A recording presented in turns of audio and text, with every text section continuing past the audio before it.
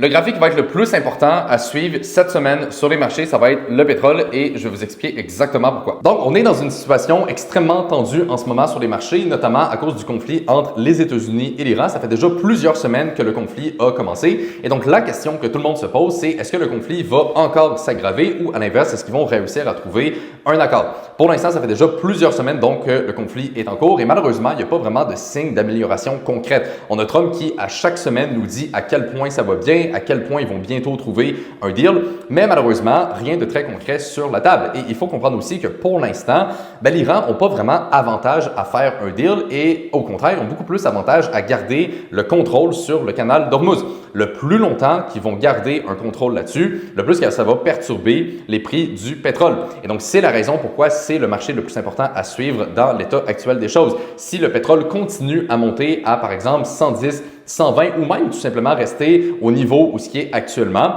le plus longtemps que ça dure, le plus que ça met une pression sur l'inflation. Le plus qu'on a d'inflation, le moins que la Fed va être capable de baisser les taux d'intérêt. Donc, ils vont devoir adopter une politique monétaire qui est beaucoup plus restrictive et donc ça met une pression sur les marchés boursiers et c'est la raison principale pourquoi on est en train de voir une plus grosse correction en ce moment. Et donc, à mon avis, mais ça c'est vraiment juste ma vision personnelle, le plus longtemps que ça dure, le plus qu'on met une pression sur les indices, mais le moins que Trump va être capable de le tolérer parce que Trump, en tant que président, a toujours basé son succès par rapport à la hausse des marchés boursiers. Donc, est-ce qu'il pourrait y avoir une situation où ce qu'on voit une plus grosse correction sur les marchés, où ce qu'on voit Trump qui commence à se chier dessus et où ce qui finalement décide de délaisser la guerre et d'arrêter tout ça? C'est une possibilité. Donc, très important de suivre les prix du pétrole. C'est ce qui va impacter tous les autres actifs. C'est ce qui va impacter les marchés boursiers. Et évidemment, très important aussi de suivre qu'est-ce qui va arriver avec le conflit en lui-même.